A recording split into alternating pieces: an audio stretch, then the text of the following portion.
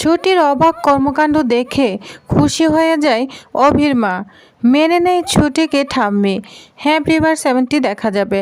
সম্পূর্ণ জানতে ভিডিওতে একটি লাইক দিয়ে চ্যানেলটি সাবস্ক্রাইব করে পুরো ভিডিওটি দেখতে থাকুন।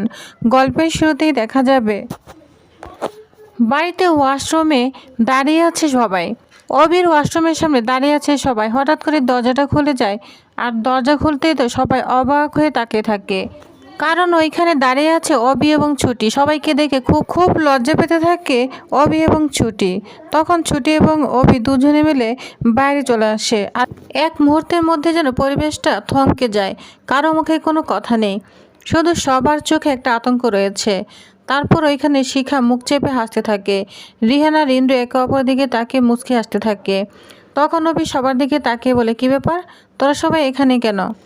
ঈশা তখন ছুটির প্রতি অনেক রাগান্বিত হয়ে যায় এবং অভিকেও নানান কথা শোনাতে থাকে। বলছে, এই যে একটা বেহায় মেয়ে, এই শোনো, তুমি তো নির্লজ্জ কেন? তোমার তো লজ্জা বলতে কিছু নেই। ঈশার কথা শুনে ছুটির মুখটা একদম চুপসে যায়। সে মাথা নিচু করে দাঁড়িয়ে থাকে। কিন্তু এবার অভি রেগে যায়। সে ঈশার সামনে গিয়ে দাঁড়িয়ে বলে, মুখ সামনে কথা বলবি। ছুটি আমার স্ত্রী, ওকে আমি বিয়ে করেছি, তাই ওর সম্মানটা সবাইকে দিতে হবে। ওর নামে একটা বাজে কথা আমি শুনবো না। যা শুনে ঈশা তখন চুপ হয়ে যায়। ছুটি তখন মনে মনে ভাবতে থাকে, আমি কোথায় এসে পড়লাম? এই বাড়িতে কি আমাকে কেউ মেনে নিবে? ঠিক তখনই ওইখানে চলে আসে অভির মা। তখন অভির মা এসে রাগান্বিত হয়ে সবাইকে বলে, কী ব্যাপার, কী হয়েছে? তোদের কেন ডাকতে পাঠিয়েছি ছুটিকে নিয়ে যেতে? তাহলে এখনো কেন যাচ্ছিস না? যাকে ডাকতে পাঠাচ্ছি সেই জন্য এখানে এসে আটকে যায়। কিছুই তো বুঝতে পারছি না। তারপর ছুটির দিকে তাকিয়ে নরম গলায় বলে, ছুটি মা, নিচে এসো। এখানে কিছু বিয়ের নিয়মকানুন রয়েছে, সেগুলো পালন করতে হবে। রিহান কিছু বলতে যাবে, কিন্তু অভির মা চোখ রাঙিয়ে চুপ করে দেয়। অভি তখন জিজ্ঞাসা করে, মা, ঠাম্মি কোথায়? তখন অভির মা বলতে থাকে, তোর ঠাম্মি আসবে না, নিজের ঘরেই বসে আছে। সে বলে দিয়েছে এই বিষয়ে সে কখনোই থাকবে না। অভি তখন চিন্তিত হয়ে যায়। তারপর বলে, ঠিক আছে, তুমি ছুটিকে নিয়ে যাও, আমি ঠাম্মিকে নিয়ে আসছি। ঠাম্মি আমাকে বরণ করেনি, সেই জন্য আমার অন্য নিয়মে থাকবে না, তা কী করে হয়? এটা তো হতে দেওয়া যাবে না। এই বলে অভি ওইখান থেকে চলে যায় ঠাম্মিকে আনার জন্য। এদিকে ছুটি তো একা হয়ে যায়। তখন মনে মনে বলতে থাকে, কী ব্যাপার, আমাকে ছেড়ে চলে গেল? আমাকে এভাবে একা ফেলে চলে গেল? আমার তো খুব ভয় লাগছে, এখন কি করব? চিন্তিত হতে থাকে ছুটি। তখনই অভির মা তখন শিখাকে বলে, শিখা, তুই ছুটিকে নিয়ে নিচে আয়, আর ছুটি তুমি ওকে নিয়ে চলে আসো, ঠিক আছে? এটা বলে অভির মা ওইখান থেকে চলে যায়। শিখা তখন বলে, বৌদি চলো। তখন বৌদিকে নিয়ে চলে যায় শিখা। অন্যদিকে আমরা দেখতে পাবো ঠামি অভির ছোটোবেলার ছবি হাতে নিয়ে বসে আছে। তার চোখের জল। তিনি ছবিটার দিকে তাকিয়ে বলে, দাদু ভাই, তুই আমাকে এত কষ্ট দিবি আমি কখনোই ভাবিনি। তোর জন্য স্বর্ণময়ী রায়ের মাথা নিচু হয়ে গিয়েছে। ঠিক তখনই ঘরে ঢুকে অভি বলছে, ঠাম্মি, তাড়াতাড়ি চোখের জলটা মুছে ফেলো। তখন ঠাম্মি ছবিটা লুকিয়ে ফেলে। অভি কাছে গিয়ে বসে বলে, তুমি নাকি নিচে যাবে না? ঠাম্মি তখন মুখ ঘুরে বলে, না, আমি কোথাও যাব না। অভি হালকা এসে বলে, তুমি না গেলে কিন্তু আমি তোমাকে কুলে করে নিয়ে যাব। যার শুনে ঠাম্মি অবাক হয়ে তাকায়, কি বলছিস দাদু ভাই? অভি এবার সত্যি ঠাম্মির হাত ধরে টেনে তুলে, হয় আমার সঙ্গে যাবে, তা না হলে কিন্তু আমি কুলে করে নিয়ে যাব। ঠাম্মি রাগ দেখালো ভিতরে ভিতরে নরম হয়ে যায়, কিন্তু মুখে কিছু বলে না, শুধু বলতে থাকে, আমাকে জোর করিস না। অভি মজা করে বলে, জোর তো আমি করবই। তারপর সত্যিই ঠাম্মিকে প্রায় জোর করে নিচে নামিয়ে নিয়ে আসে। যে অভি এবং ঠাম্মিকে দেখে সবাই অবাক হয়ে যায়। অভির বাবা বিরক্ত হয়ে বলে, এসব কি হচ্ছে? সবাইকে এভাবে জোর করা হচ্ছে কেন? অভি তখন গম্ভীর হয়ে যায়, বলতে থাকে, কারণ একটা মেয়ের ওপর অন্যায় হচ্ছে, সেটা আমি হতে দেব না।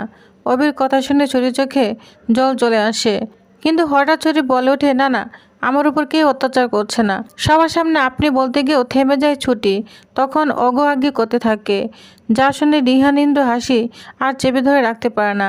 আমি বিয়ে করলে আমার বউ না আমাকে ডার্লিং বলে ডাকবে। ইন্দ্র তখন বলে, এক বউ নিয়ে যা অবস্থা, তুই আর নতুন বিপদ আনিস না। এদিকে অভির মা শিখাকে বলছে, যা বরণডালা নিয়ে আয়, কারণ আরো নিয়ম নীতি রয়েছে, সেগুলো পালন করতে হবে। ঈশা তখন রাগান্বিত হয়ে বলে, এই মেয়েকে সব পারবে? অভির মা তখন বলে, নিষ্ঠা থাকলে না সবাই পারবে। তারপর ছুটির সামনে চাল আর করি রাখা হয়। নিয়ম হলো একটি শব্দ না করে সবকিছু আলাদা পাত্রে রাখতে হবে। ঈশা তখন এগুলো ভিডিও করতে থাকে আর বলে, দেখি ভাইরাল করার মতো কিছু হয় কিনা। ছুটি ভয় পেয়ে যায়। তার হাতটা কাঁপতে থাকে, কিন্তু ঠিক তখনই সে অবির দিকে তাকায়। অবি চোখ ইশারায় সাহস দেয়। তারপরে অবিশ্বাস্য ছুটে একটু শব্দ না করে পুরো নিয়ম সম্পন্ন করে ফেলে। তখন সবাই অবাক হয়ে যায় আর খুশি হতে থাকে। শিখা হাততালি দিতে শুরু করে। রিহান, ইন্দ্র, এমনকি অবির বাবা অবাক হয়ে তাকিয়ে থাকে। ঠাম্মি তো চুপচাপ বসে দেখছে। অবি এবার গর্বের হাসি এসে বলে, দেখলে আমার স্ত্রী না সব পারে। এই কথা শুনে ছুটির বুকের ভেতরটা যেন মুচড়ে ওঠে। তারপর আসে সবচেয়ে গুরুত্বপূর্ণ নিয়ম। অবির মা 2টা শলা নিয়ে আসে। তিনি বলে এই শলাগুলো জলে ভাসানো হবে। যদি একসঙ্গে মিলে যায় তাহলে বুঝতে হবে ওরা সারা জীবন খুব সুন্দর কাটাবে, সুখে থাকবে। অবির বাবা তখন বলে, অসম্ভব, কোনোদিনও মিলবে না। ঠাম্মি তখন বলে, এই বিয়েটাই তো টিকবে না। যা শুনে ছুটির মনটা খারাপ হতে থাকে। ছুটি মনে মনে ভাবে, আমাদের তো নকল বিয়ে, তাহলে এসব কি মিলবে? তখন ছুটি অবিকে জিজ্ঞাসা করে, উকিল সাহেব, এগুলো কি সত্যি মিলবে নাকি? অবি হেসে বলে, ভয় পাবে না, এগুলো শুধু রিচুয়াল।